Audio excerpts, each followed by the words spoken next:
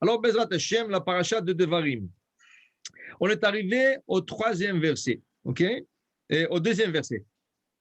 Le deuxième verset nous dit, les paroles de Moshe ont été dites, Achad Asar Yom Mechorev, Derech Ar Seir, Ad Kardesh Barnea. 11 jours du Chorev, par la voie du mont Seir, jusqu'à Kadesh Barnea. Alors, rappelez-vous, qu'est-ce qu'on a dit le dernier cours? Toute cette paracha, elle parle en code. La dernière fois, on a décodé le premier verset. Maintenant, il nous faut décoder le deuxième verset. Que veut dire Moshe Rabbeinu? Quelle est la réprimande ici en disant que c'était 11 jours de Chorev? Et il fallait passer par le Har Seir, par le mont Seir, jusqu'à Kadesh Barnea. Alors, Rashi, on ne peut pas avancer sans Rashi. Rashi. Dis Rashi comme ça. Alors maintenant que ça va finir, alors qu'est-ce que vous attendez? Oui, dis Rashi. Achad Asar Yom Mechorev, Amar Lahem Moshe. Disait Moshe comme réprimande au peuple d'Israël. Re'u ma shegaramtem. Regardez qu'est-ce que vous avez causé par vos actions et par vos plaintes. En lachem derech ktsara mechorev le Kadesh Barnea. Vous savez, d'arriver à Chorev, à Kadesh Barnea, oui, il n'y a pas une route plus courte que derech Har Seir, que de passer par le mont Seir. Ok? Alors, j'explique. Chorev, le Chorev ici, c'est quoi? Chorev ici, c'est le mont Sinaï. Ok? Har Sinaï, son vrai nom, c'est Har Chorev. C'est là-bas où Hachem s'est apparu la première fois à Moshe Rabbeinu quand il était dans le désert. Moshe a conduit le troupeau de Yitro, son beau-père, dans le désert. Et voilà qu'un jour, Ken, il voit un buisson en train de prendre feu, et le buisson ne se consume pas. Il se rapproche, et voilà qu'un malach lui parle du plein feu, il lui dit, Shalna alecha me'al raglecha, enlève tes souliers de tes pieds, ki amakom asher ata omed alav, car cet endroit, tu piétines, admat kodeshu est une terre sainte. Pourquoi? C'est là où les Juifs vont recevoir la Torah. C'est là où le malach d'Hachem, il s'apparaît à Moshe, et là, la Shekhinah, il se concentre dans ce buisson. Tout de suite, Moshe, qu'il a compris la sainteté de cet endroit, la Torah dit, Vayaster Moshe panav. Il a caché son visage. Okay? La Gemara nous dit qu'une fois, il y avait une matronita. La matronita, c'était une duchesse. Okay? Et cette matronita, elle a dit à comment on appelle, à Moshe Rabbeinu, dites-moi, apparemment, notre Dieu, il est Has Veshalom, plus grand que la vôtre. Ah oui? Pourquoi? Il dit, Rabbi Meir, pourquoi tu dis ça? Il dit parce que regardez, quand Moshe était sur le Chorev, le mont Chorev, qu'est-ce qu'il voit? Un malach. Qu'est-ce qu'il fait Moshe? Il cache son visage. Vayaster Moshe panav. Mais il reste sur place. Qu'est-ce qui est arrivé là-bas? Qu'est-ce qui est arrivé au juste là-bas? Le malach lui dit, voilà, c'est Hachem qui te parle, et Hachem voudrait que tu ailles sauver les Hébreux de l'Égypte. Okay? Alors il dit, pourquoi ils méritent d'être sauvés? Qui c'est qui me dit? Qui c'est qui dit qu'ils vont m'écouter? Okay? Hachem lui dit à Moshe, qu'est-ce que tu as dans ta main? Il dit, Maté, j'ai un bâton. Il lui dit, Ashlicheu arza, jette le bâton par terre. Moshe Rabbeinu jette le bâton par terre. Qu'est-ce que c'est? Ça devient un serpent. Qu'est-ce qu'il fait Moshe? Il recule.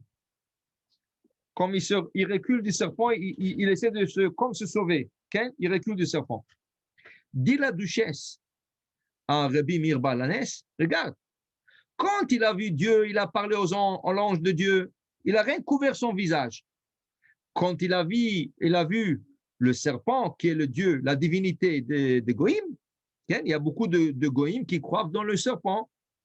Par exemple, tu regardes toutes les photos égyptiennes, Qu'est-ce qu'ils avaient tout le pharaon, ici sur le chapeau? Un serpent. Regarde leurs bras, il y a un bracelet avec un serpent. Okay? C'est pas Stam. Ici et ici, le serpent représente le téphilim. Les Égyptiens voulaient contrebalancer la mitzvah de téphilim. Et avec quoi? Avec le serpent. Et pourquoi le serpent? Parce que le serpent représente la force du mal. Alors le goïm, il croit dans le serpent. Alors il dit, regarde, du serpent, mon chien se sauve. D'Hachem, mon chien se cache. Alors notre Dieu est le plus grand, parce qu'il s'est sauvé de notre Dieu. Alors il lui dit, Rabbi Meir, justement, c'est juste le contraire qu'il faut voir la chose. D'un serpent, on peut se sauver. De Dieu, on ne peut pas se sauver. Jonas, il a essayé de se sauver de Dieu. Est-ce qu'il a pu? Non. Voilà, il est rentré dans un bateau et Hachem a fait une tempête en pleine mer et il a été jeté dans l'eau. La baleine qu'Hachem envoyait l'a avalé et l'a rejeté exactement là où Hachem voulait qu'il soit. Alors tu peux te sauver de Dieu.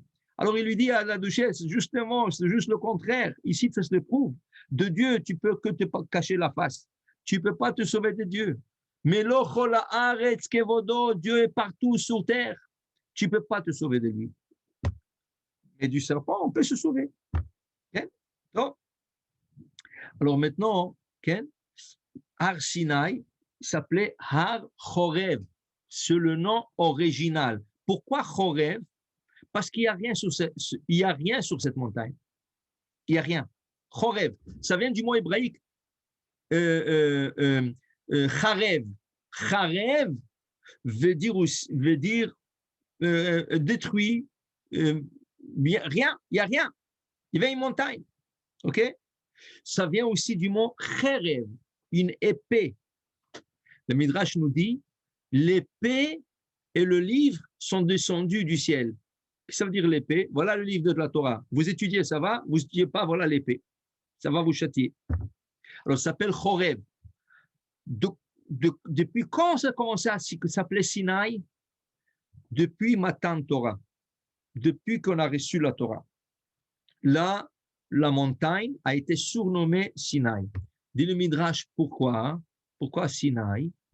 Dit le Midrash, parce que Sinaï, ça vient du mot Sina, une haine.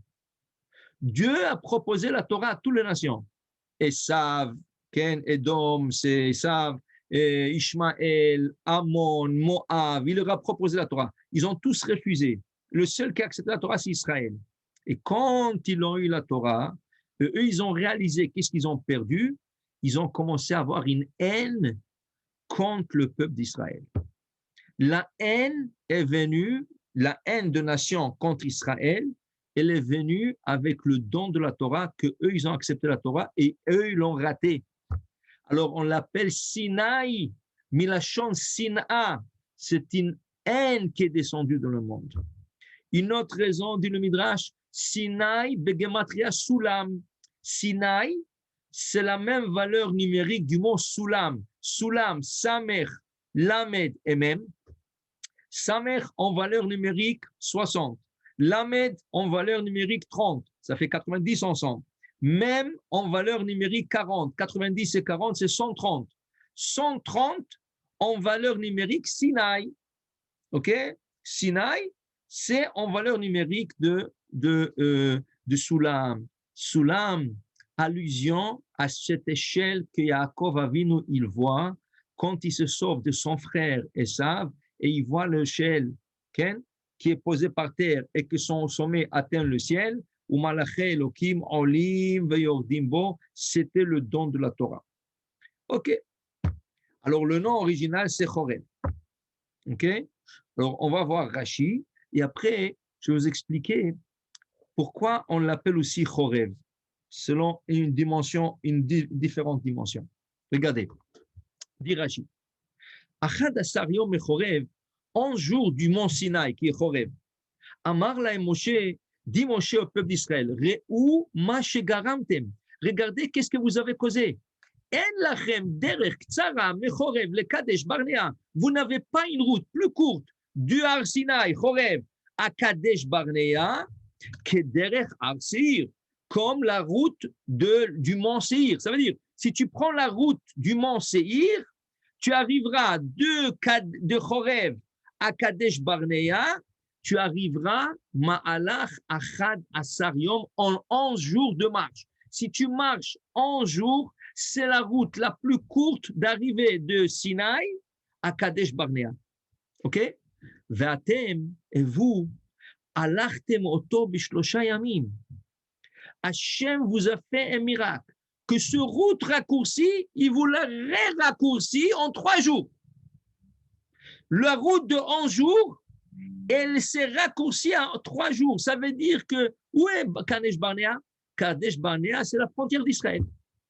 Donc Hachem voulait que vous rentriez en Israël 3 jours après que vous avez quitté le Sinaï. Dès que vous quittez le Sinaï, la route la plus courte, Derech Har Seir, c'est 11 jours. Vous l'avez marché en 3 jours. Un miracle qu'Hachem vous l'avait fait. Maintenant, Charé, voilà le calcul. Regardez, Rashi, il veut nous montrer où c'est écrit dans la Torah.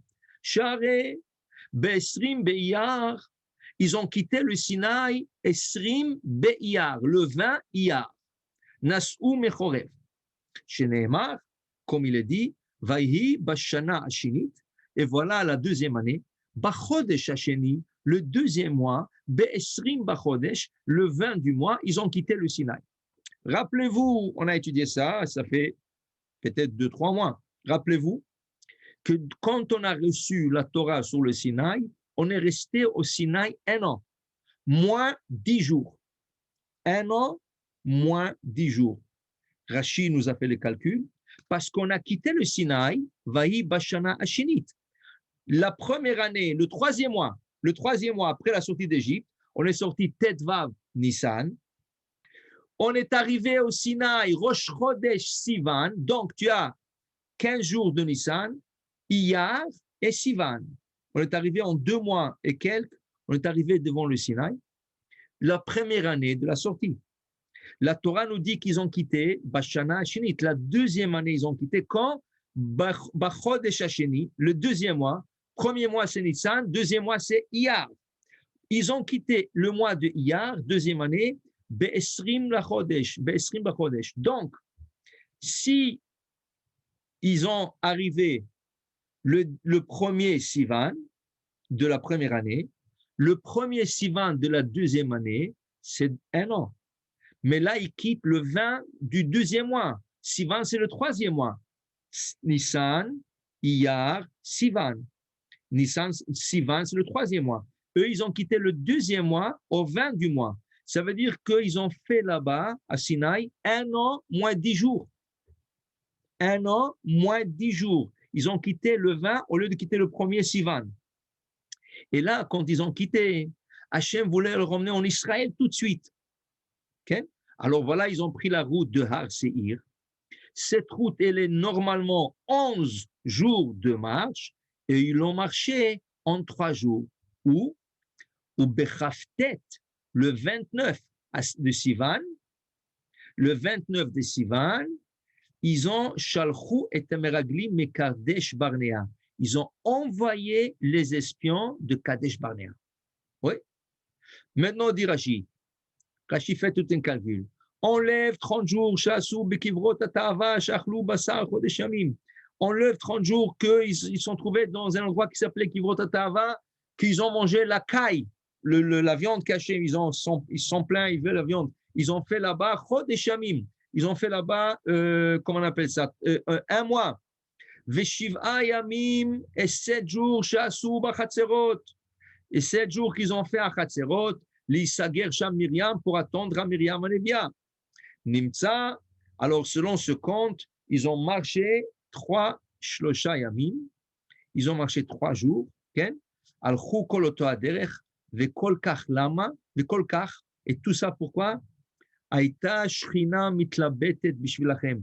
La présence divine, elle voulait vous précipiter, vous, les Maher Biatrem la Aretz, pour que vous arriviez sur la terre promise le plus vite possible, ou bishvil shekilkaltem, et maintenant que vous avez fauté, Et Sev etrem sevot ar Seir 40 shana.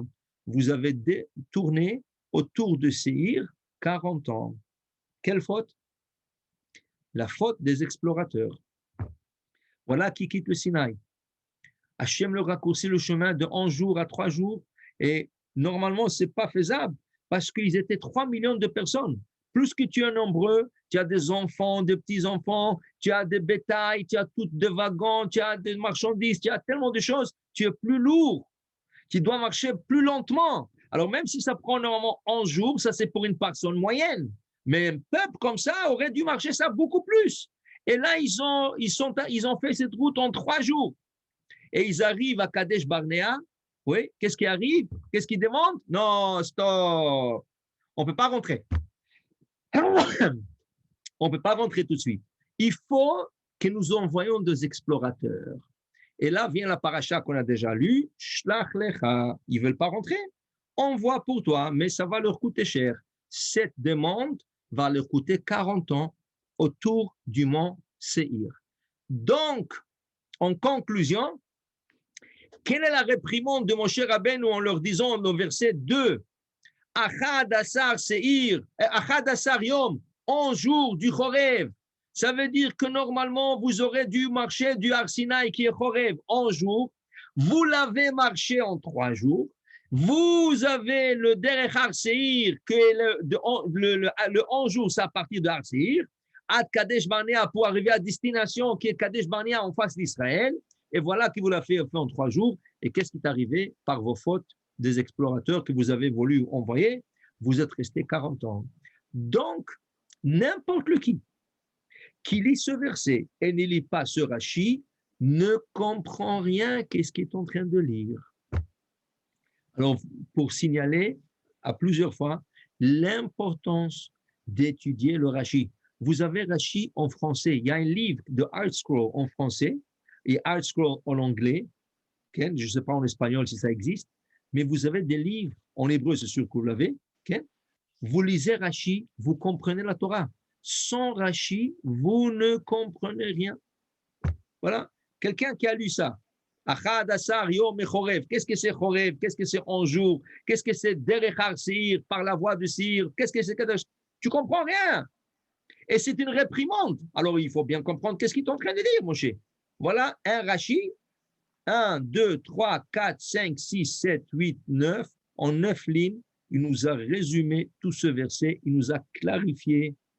Et on peut continuer à étudier. OK? C'est ça que je veux. Je veux que Bezrat Hashem, chacun se force. Le Shabbat, quand il a un petit moment en semaine, prenez le Chumash avec Rashi. Rashi va vous rendre les choses tellement claires, ça va être une douceur. Vous allez comprendre la Torah, au moins le Pshat, sur une autre dimension, quelque chose qui est incompréhensible. Même si vous parlez l'hébreu parfait, même si vous êtes israélien et tu lis ce verset, tu ne comprends rien.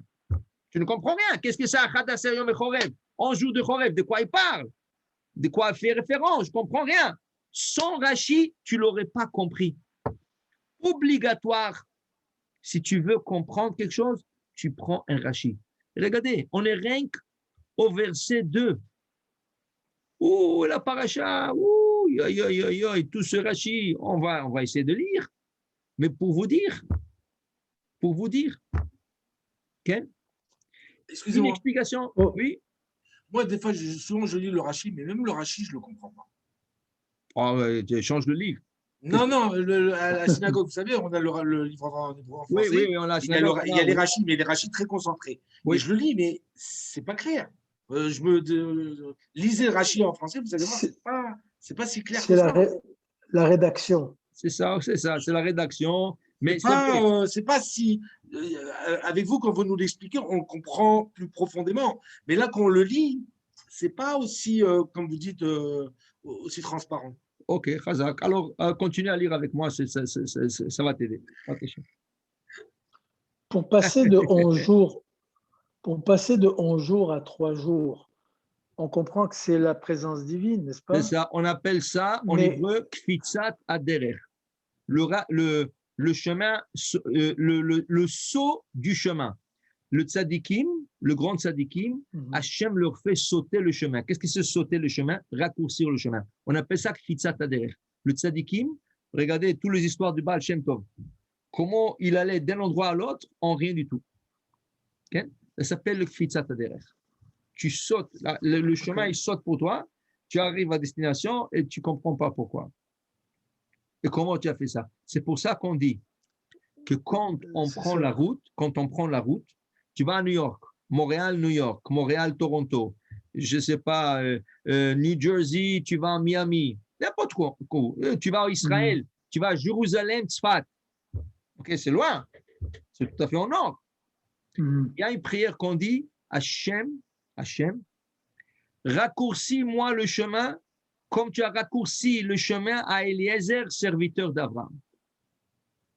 Rappelez-vous, on a étudié ce Rashi. Quand Abraham, il prend Eliezer, et il lui dit, Eliezer, tu dois chercher une femme pour Yitzhak.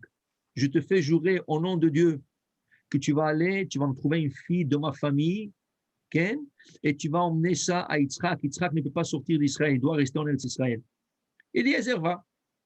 Quand il arrive là-bas, il dit au père de Rivka qui vient de rencontrer, vous vous rappelez l'histoire, il est arrivé sur le puits d'eau, et il a demandé à Hachem, s'il vous plaît, que la fille qui sort et je demanderai à me donner à boire, elle me donnera à boire à moi, elle me donnera à boire à moi et à mes serviteurs et à mes chameaux. Hi Aïcha, c'est la fille que tu as choisie pour Yitzhak. Et voilà, tout de suite, là, à peine qu'il a fini sa prière, qui sort, Rivka, Viner, Rivka, Yotzed, Vekada, Shirma, il avait le seau sur son épaule, il lui a demandé à boire, il dit oui, à vous, à vos hommes et, qui sont avec vous et aux chameaux qui sont.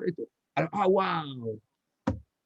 Il rentre et il lui dit, est-ce qu'il y a la place, on peut venir chez vous, à la maison, rester? Il dit, oui, bien sûr, on a la place pour vous dormir. Venez tous. Il arrive là-bas, il dit au père de Rivka, Bethuel, il dit, vous savez, je fais une prière et voilà, votre fille est sortie, tout ça. Il lui dit, vous savez, va avo ayom et la aïn. Vous savez, je suis arrivé aujourd'hui sur le puits d'eau. Rachid dit, qu'est-ce que c'est? Je suis venu aujourd'hui. Bien sûr que tu es venu aujourd'hui. C'est aujourd'hui que tu as vu Rivka. Non. Ayom yatsati vayom bati. Aujourd'hui, je suis sorti, aujourd'hui, c'est arrivé. Voilà, Benjamin, quelque chose pour toi. Tu as dû le lire dans Ma'am Loez, j'espère que tu l'as lu. Le Ma'am Loez, il dit, Rabbi Yaakov Kouli, qui a composé le Ma'am Loez, qui a rédigé le Ma'am Loez, il dit que la route de Haran, ça veut dire, de Kenaan à Haran, à la place où habitait Rivka, était une route de 17 jours. 17 jours de marche. 17 jours. Quand Eliezer dit au Bethuel, le père de Rivka, Va'avo Hayom, je suis venu aujourd'hui, il dit, Hayom Yatsati, aujourd'hui je suis quitté Kenaan, vous bâti Hayom, aujourd'hui je suis venu. Ça veut dire qu'il a eu un raccourci de chemin de 17 jours en un jour. En un jour. Okay? Alors, disent les tzadikim, quand tu prends une longue route, tu dis à Hachem, raccourcissez-moi la route comme vous l'avez raccourci pour Eliezer, Eved Abraham, qui est sorti une route, qu'il a pris une route de 17 jours, il avait fait un jour.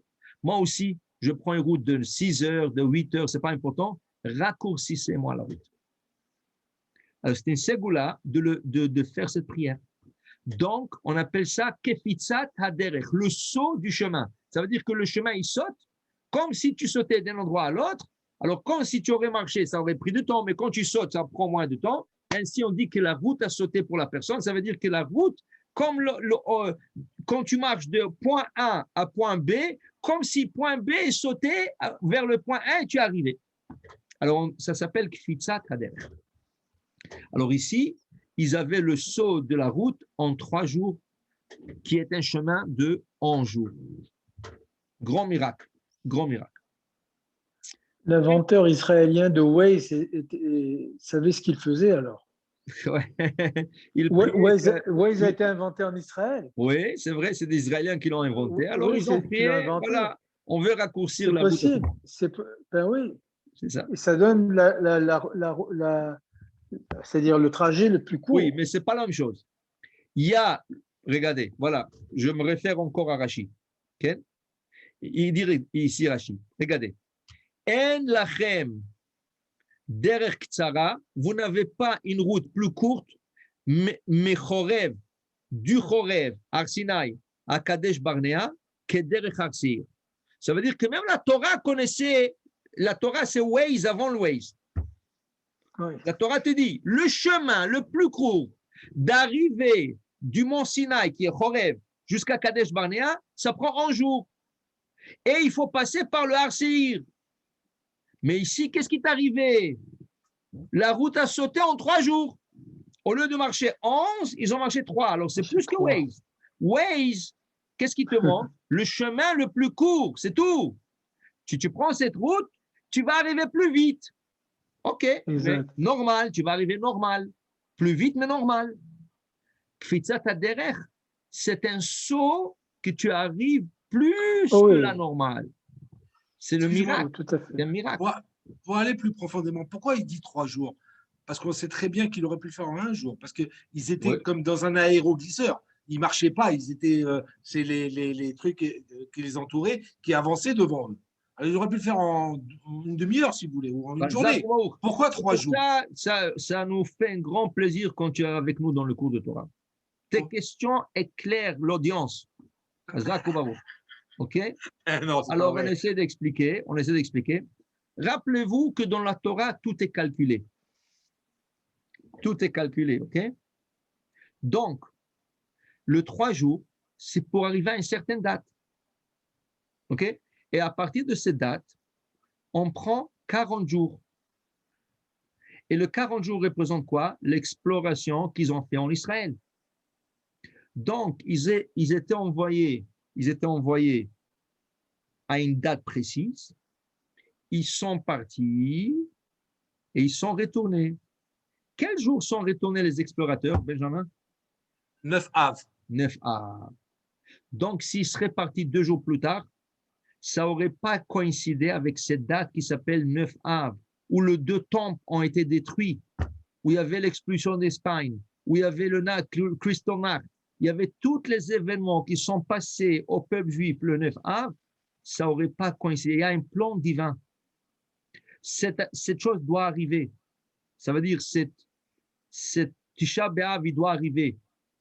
Mais s'il serait pas, Hachem les aurait précipités plus vite, ça n'aurait pas coïncidé avec le 9 Av, tous les événements de 9 Av. Parce que le 9 Av a été choisi comme la date où le Beth Amikdash va être détruit 2 fois. Et a été choisi que les Juifs vont être expulsés de l'Espagne. Ça veut dire que ces événements doivent se passer. Mais on a choisi cette date que ces événements se passent. Donc, c'est calculé aussi qu'ils doivent quitter le Sinaï le 20 Iyar, 10 jours avant la fin de l'année, avant qu'ils fassent 1 an en total au Sinaï. Ils doivent faire la route d'11 jours en 3 jours pour qu'ils envoient le lendemain les explorateurs qui retournent 40 jours plus tard et que ça tombe le 9 Av où ils vont pleurer de ne pas rentrer en Israël et ça va rester un jour où ils vont toujours pleurer. Donc, tout est calculé. Est-ce que ça répond à ta question? Merci. Hazako Baruch, on peut continuer. Ouais. Alors, Chorev aussi, Chorev, je vous ai dit que Chorev, le mont, cette montagne qui s'appelle Chorev, qui est Arsinaï, qui s'appelait Chorev à l'original, ça vient du mot Charev. Charev, ça veut dire déserté. Il est déserté. Il n'y a rien qui pousse, il y avait un buisson qui est en train de brûler là-bas. Okay? Ceci représente la Torah. Cette montagne a été choisie pour, ça veut dire pour recevoir la Torah. Pourquoi? Vous vous rappelez, on doit reculer maintenant à Bereshit. On doit reculer à Bereshit maintenant. Vous vous rappelez que quand Hachem, il a pris Adam et Ève, de là où ils sont nés, de là où ils ont été créés, il leur a emmenés dans le jardin d'Éden. Ils n'ont pas été créés dans le jardin d'Éden.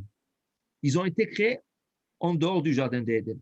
Mais Hachem le prend Adam et Ève, Vayave Hachem Elohim et Adam, Vayanicheu began Eden. Il lui a posé Gan Eden. Il dit voilà, tu vois ce jardin magnifique, il regarde tous les arbres qu'il y a ici, chaque fois que tu manges un fruit, il y a une mitzvah, tu es en train de faire une mitzvah, de manger des fruits de ce jardin. Ok, c'est magnifique, tout ça, c'est très beau.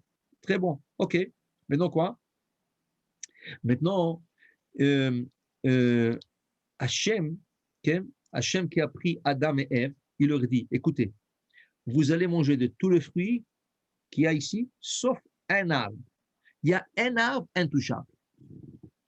Quel est cet arbre? Il s'appelle Etz Hadaat, l'arbre de la sagesse. Tov Vara, qui distingue entre le bien et le mal. Vous connaissez que le bien, restez comme ça. Restez comme ça. Ne connaissez pas le mal. C'est pas bon de connaître le mal. Restez comme ça. Top. Maintenant, on sait, le serpent est venu, il a séduit Chava, il a poussé, Une seconde. Qu'est-ce qui se passe après la faute? Après la faute, Hachem veut expulser Adam et Ève du jardin d'Éden. Pourquoi? La Torah dit pourquoi. Parce qu'à côté de l'arbre de la sagesse, il y avait un autre arbre. Quel était cet arbre? L'arbre de la vie. Qu'est-ce que c'est l'arbre de la vie? Explique le commentateur. Le feuille de cet arbre, quand tu le mangeais, tu rajeunis. Qui veut dire, Adam et Ève étaient supposés de vivre éternellement. Eux et leurs enfants, leurs petits-enfants. Hein? Comment tu vis éternel? Un corps, c'est matériel. Un corps vieilli. Comment tu vis éternellement? C'est quoi le... Il y avait là-bas un arbre qui s'appelait Etz Achaim, l'arbre de la vie. Tu manges le feuille de cet arbre, ton corps rajeunit. Ton corps rajeunit, tu as encore 100 ans à partir. Paf. Arrive 200 ans, à la fin de 100 ans, tu vas à l'arbre, tu prends une feuille, tu la manges, paf, encore 100 ans. Quand Adam et Ève fautent, Hachem donne ordre aux anges, expulsez les deux, afin qu'ils ne touchent pas à Etz Hachaim. OK. Question pour vous. Surtout pour Benjamin. Je ne sais pas si Benjamin a posé cette question. Dites-moi. L'Etz Hachaim était là-bas. Pourquoi quand Hachem a averti Adam de ne pas manger de l'arbre de la sagesse, il ne lui a pas averti de même temps de ne pas manger de l'arbre de la vie? Parce que si Adam voulait, il savait qu'en mangeant de l'arbre de la sagesse, et Hachem lui dit, Beyom acholcha mimeno, le jour que tu mangeras de cet arbre, moi tamout, tu es obligé de mourir. Donc si tu es chacham un peu, qu'est-ce que tu fais? Wow. Elle me donne de cet arbre à manger, et me donne ces raisins ou dans ce vin, je ne sais pas, de l'arbre de la sagesse. Attends, Chava. Laisse-moi aller prendre une feuille là-bas. D'abord, je mange là-bas la feuille. Comme ça, je peux vivre longtemps. Je vais prendre quelques feuilles de ma poche. Je vais monter dans ma poche quelques feuilles. Et après, je peux manger de l'arbre de la sagesse que tu me donnes. Okay? Pourquoi Adam ne l'a pas fait? Il était chacham, très chacham. C'était la création d'Hachem. Il n'y avait pas un chokhma comme lui. Même le Rashi là-bas explique, quand Hachem a créé les animaux le 5e, le 6e jour, et il a demandé aux anges de nommer les animaux, ils n'étaient pas capables. Ils n'étaient pas capables de dire une girafe, un lion, un aigle, ils n'étaient pas capables. Qui c'est qui a nommé tous les animaux et leur nom est valable jusqu'à aujourd'hui? Adam. Il était chacham plus que les anges. Alors si tu es tellement chacham et tu sais quand tu vas manger, oui, Chava te force, Chava te dit, oui, non, moi j'ai goûté, il faut que tu meurs avec moi. Hein? OK. OK. Laisse-moi aller faire un petit tour ici. Je prends une feuille, je mange, je mets quelques feuilles dans la poche. Après, je peux manger de l'arbre de la sagesse. Maintenant qu'il a fauté, qu'est-ce qu'il a dit? Non, maintenant il va courir à l'autre arbre, il va manger, il ne pourra pas mourir. Alors expulse-le, lui et sa femme. Pourquoi il n'a pas mangé avant? Parce qu'il a créé l'ange de la mort le jour qu'il a mangé de l'arbre. Comment? Il a créé l'ange de la mort a été créé. Il a été créé quand il a mangé de l'arbre. Ah oui, d'où tu as vu ça? Mais à Mloez. C'est là qu'il a été créé.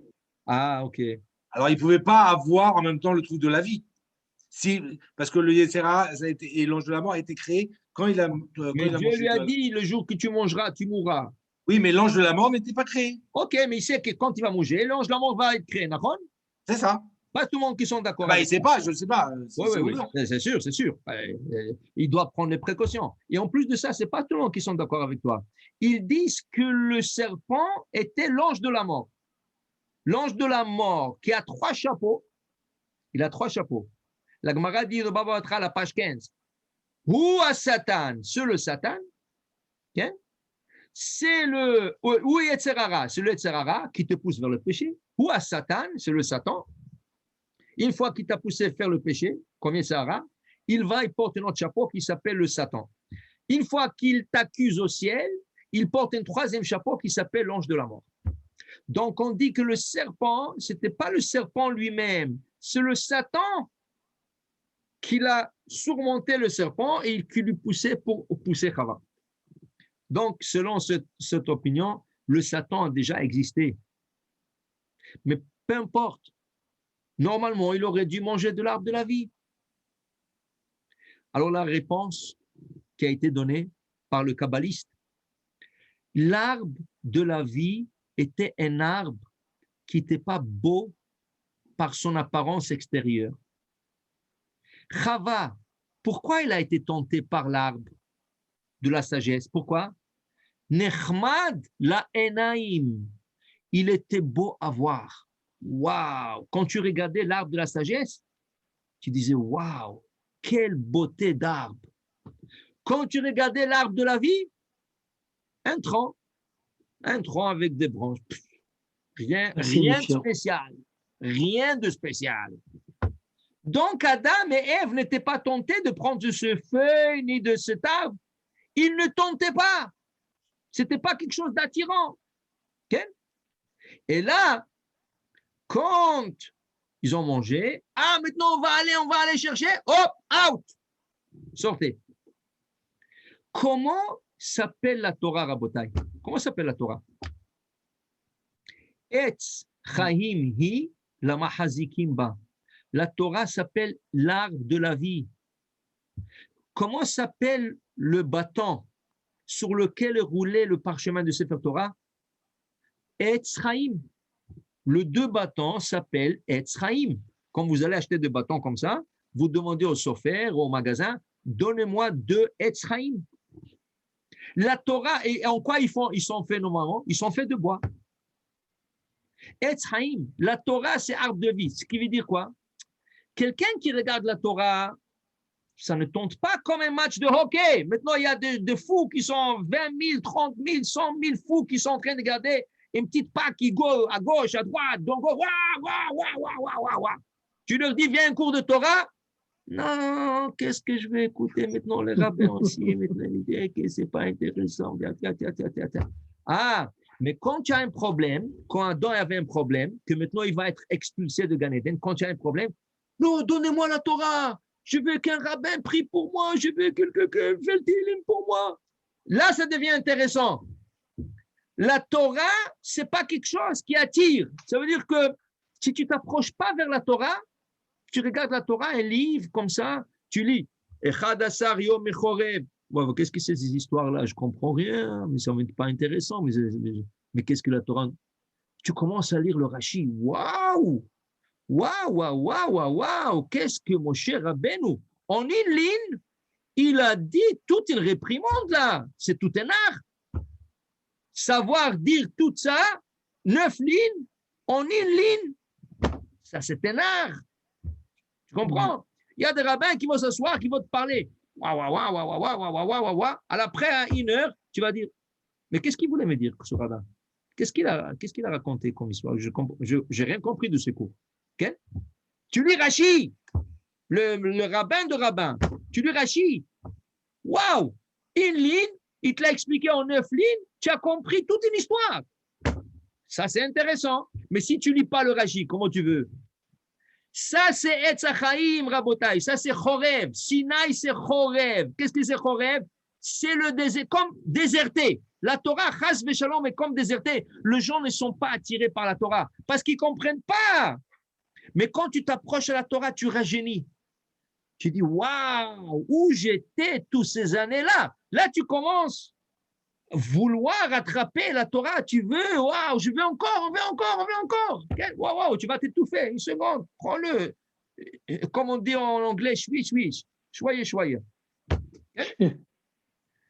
C'est ça la Torah, ça la beauté de la Torah, Rabotai. si le Or HaChaim HaKadosh, Rabbi Chaim Ben Attar, dit dans Parashat Bechukotai, il dit comme ça, si les gens goûtaient de la Torah, elle est tellement douce, ils seront devenus fous d'amour vers la Torah. Et c'est pour ça, quand tu vois des gens dans une yeshiva, dans un kollel, s'asseoir des heures et des heures, approfondir, à étudier, mais tu dis, mais qu'est-ce que si intéressant! Waouh, qu'est-ce qu'ils trouvent là-bas dans cette Gemara difficile qui te casse la tête? Tu comprends rien à Bayer, à Var, à Shurab, Shmuel. Qu'est-ce que c'est? Mais Rabotai, le Maïmonide, il dit dans son livre Melachim, il a le Yad HaChazaka, la section qui parle de roi d'Israël, les lois des rois d'Israël. À la fin de cette section, il dit, quand Mashiach il va venir, on dit, we want Mashiach now, we want Mashiach now. Ok, Mashiach, ok, viens. Mais qu'est-ce que tu veux faire au temps de Mashiach? Tu vas sortir au centre d'achat, tu vas aller prendre des cafés. Qu'est-ce que tu veux faire au temps de Mashiach? Dit le Maïmonide. Tout le monde va s'asseoir et étudier comme à l'époque du roi Salomon.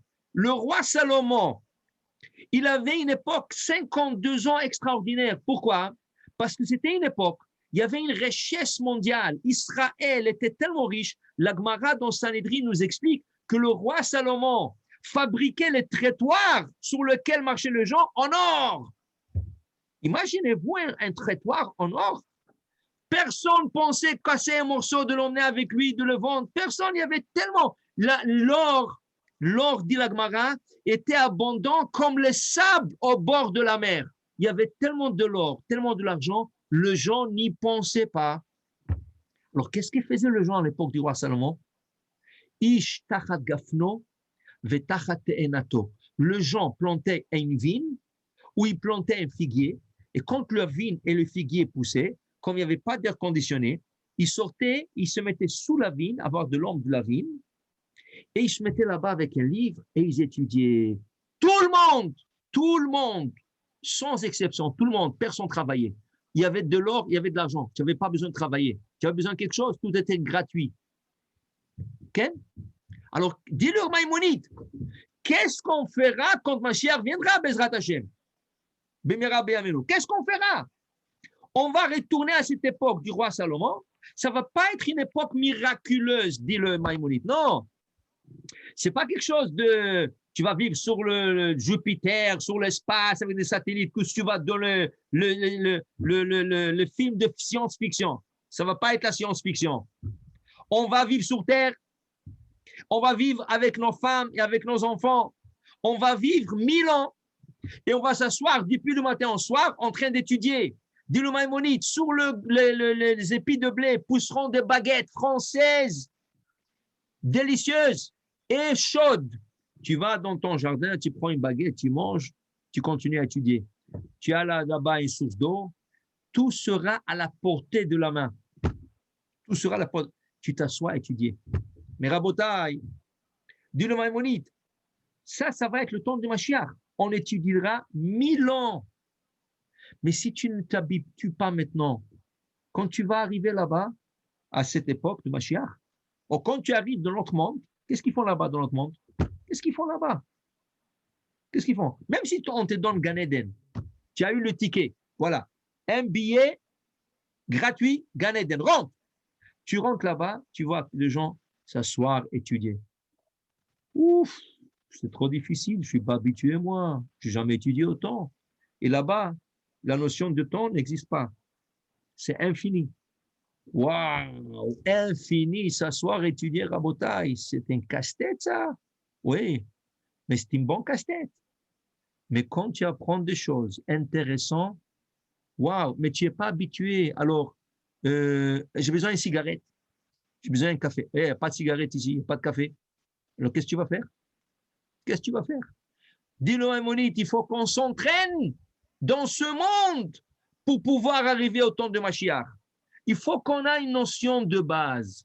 OK, ce n'est pas tout le monde qui sont faits à s'asseoir à étudier toute la journée au kollel, à une yeshiva. C'est vrai, ce n'est pas tout le monde qui a cette capacité. Ce n'est pas tout le monde. C'est compréhensible. Mais tout le monde, ont l'obligation, l'ikboa etim la Torah, de se fixer un temps à l'étude de la Torah. Voilà, vous êtes dans un cours maintenant. Chaque jour, vous venez ici dans le cours, on apprend le Chumash, on apprend la Gemara, on apprend des commentaires. Si vous revenez chaque jour, vous êtes en train de faire la mitzvah, l'ikboa etim la Torah, de fixer un temps à la Torah. Mais c'est fixer le temps à la Torah. Pas un jour à 8 heures, l'autre jour à 7 heures, l'autre jour le matin, ça m'arrange pas le soir. Non, non, non, non. L'ikboa etim la Torah, ça veut dire chaque soir à la même heure, ou chaque matin à la même heure, ou chaque après-midi à la même heure. Tu vas dans ton cours de Torah, n'importe quoi qu'il y a dans le monde, toi, tu laisses tout en arrière et tu vas à ton cours de Torah. Tu as un mariage? Non, stop. À 8h15, à 8h30, je dois arrêter le mariage, je dois mettre mon Zoom et je dois suivre le cours. Tu as, je ne sais pas, un bar mitzvah, ton ami t'a invité, tu dis, 8h30, hop, excuse-moi, viens, tu viens avec moi au cours de Zoom, viens. Ça, c'est l'ikboa etim la Torah. Et on entraîne notre corps de s'asseoir et étudier. Alors maintenant, comme ton corps est limité dans ce monde, et tu n'arrives pas à étudier tellement de temps parce que tu n'as pas ces cellules dans le cerveau, pas grave, la Torah ne t'en veut pas à cause de ça. Non, non, non, pas du tout. OK, tu as fait ton maximum, tu as fait ton. Mais quand Mashiach va venir, tu vas voir, parce que tu t'es entraîné, ton corps va changer des habitudes. Parce que Mashiach va te donner une force de s'asseoir et étudier toute la journée. Avant, tu avais l'habitude d'étudier 1 heure par soir, 1 heure par jour, 2 heures par jour, 3 heures par jour. Là, tu auras la force d'étudier toute la journée. Pourquoi? Parce que tu auras le temps messianique. Mais si tu n'as aucune habitude d'étudier, et ma chère, il vient, de 0, tu veux passer à 100, impossible. Impossible. C'est pour ça, Rabotai, il faut étudier. Ça s'appelle l'entraînement. Il y a plein de gens qui font l'entraînement chaque jour au gym. Plein de gens. Ils ont 80 ans, ils vont au gym. Pourquoi au gym? Non, je dois m'entraîner. Tu veux mourir avec des muscles? Qu'est-ce que tu veux mourir? Avec des muscles? C'est ça que tu veux aller? Après 120 ans, tu auras dit, ah voilà, je m'entraîne, j'ai 90 ans. Il y a des gens, croyez-le ou pas, il y a des gens de 90 ans et même de 100 ans qui sont dans le gym chaque jour. Bon, ils se mettent en bon état de santé. Mais il y a aussi la santé de notre âme. Il faut garder l'âme en bonne santé. Et la santé de l'âme, c'est l'entraînement d'étudier la Torah. Alors, pour moi, la bataille, il faut qu'on s'entraîne à étudier. Et voilà, Benjamin, il a une question pour tout le cas. Voilà. Il y a une chose qui est très abstraite pour moi. Oui. Quand le Mashiach va venir, on va étudier. Oui. On va étudier quoi? Attendez. Laissez-moi juste le finir maintenant. On va étudier quoi? Il n'y aura plus de mal. Il y aura que le bien. Il n'y aura plus de vol. Il n'y aura plus de. Toutes les marloquettes de la Torah, ils vont être expliquées. On va les savoir. Il n'y aura plus de vol, il n'y aura plus de commerce, il n'y aura plus de fraude, tout va être bien. Alors, on va étudier quoi? OK, très bonne question. C'est-à-dire que dans la Torah, tu étudies pour avoir les halachot, pour savoir si tu as fait quelque chose, tu as de mauvais, comment tu purifies, mais tout va être caché, tout va être bien, tout va être parfait. Tout va être bien. Il n'y aura plus de faute, il n'y aura plus de péché, on va tous être bien. Alors, même les corbanes, à quoi ils vont servir? On ne va même plus faire les corbanes. Est-ce que tu peux nous donner des exemples d'études? La cache-route, tout va être cachère. Il n'y aura plus de vol. OK. Il y aura plus de. Une seconde. Ouais. La cache-route, tout va être cachère. Mais est-ce qu'il faut. Et comment? Tout devient cachère comme ça?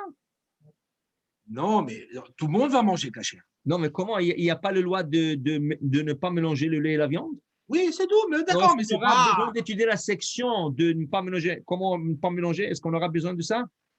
Oui, mais. Oui, OK. Deux. La cache-route, quand tu abattes un animal, est-ce que c'est caché automatiquement? Non. Non. Alors, il faut étudier la cache-route de l'animal? Oui. D'accord. OK, on va donner ces deux exemples. C'est peut-être pas un mauvais. Il n'y aura plus de vol. Il n'y aura plus de vol. Est-ce que les lois. Les gens ne vont plus divorcer. Il y aura des mariages. Il y aura plein de. OK, le mariage, très bon, le mariage. Est-ce qu'il faut. Oui, mais vous prenez que les choses qui sont. Non, mais prenez aussi les choses qu'on n'aura plus besoin. Comme les corbanes, on n'aura plus besoin. Si je fais une faute, j'ai plus besoin. Quand j'amène un corban, c'est quand je fais une faute. Mais non, il n'y aura plus de faute. Non, pas du tout. Le sacrifice de remerciement, c'est tu as fait une faute? Il y a 2 corbanes qui vont exister. Le de Toda, remerciement, et celui quand vous voyagez. Les autres. Non, voyager, c'est Toda. Shlamim. Non, quand vous êtes en. Shlamim. C'est ça. C'est les deux. Les autres, vous faites plus de fautes, vous n'avez plus besoin d'amener un corban, il n'y a plus de fautes. Ok, alors ça veut dire qu'il y aura encore de la Torah et Hachem va nous donner encore plus de la Torah à étudier. Il y a tellement de choses que nous n'avons pas étudiées encore et qu'Hachem va nous donner à l'étudier. La Torah est tellement vaste. Qu'est-ce qu'ils font dans l'autre monde? Est-ce que là-bas ils mangent? Non, ils n'ont pas de loi de cacheroute. Ils n'ont pas de loi de mélanger le lait et la viande. Ils n'ont pas le droit ils n'ont pas le loi de sacrifice. Qu'est-ce qu'ils étudient là-bas? Qu'est-ce qu'ils étudient là-bas? C'est une Torah à une autre dimension.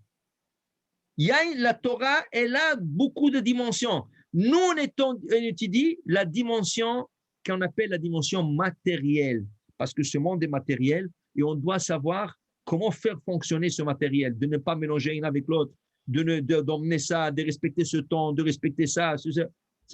Mais il y a une dimension de la Torah qui est spirituelle, au-delà du matériel. Et là, c'est un plaisir autre, inimaginable. La Torah, elle ne va jamais arrêter. La Torah, c'est le blueprint. Ce monde a été créé par la Torah. Donc, c'est sûr qu'il y a beaucoup à étudier dans ce monde. Et encore, le Maïmonide, il dit, tu vas vivre 1000 ans, une vie normale avec ta femme et tes enfants. Donc, toutes les lois vont exister parce qu'il y aura beaucoup de lois à respecter. Seulement regardez ça. On dit qu'Abraham Avinu, il y a 3000 ans, 3000 plus, 4000 ans, Abraham Avinu, il y a 4000 ans, son Shulchan Aruch, il avait un Shulchan Aruch, Abraham Avinu, de Avodah Zara, il avait 400 fois pages de plus que le nôtre. Si tu prends le Shulchan Aruch Avodah Zara, tu regardes quelques chapitres, 3, 4, 5, 6, 7, 8, c'est tout.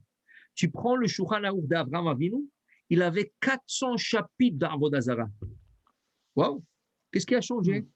Parce qu'Abraham Avinu a vécu dans une période où il y avait l'Avodah Zara dans le monde. Son père, c'était le plus grand idolâtre au monde. Okay? Donc, son Shulchan Aruch était différent.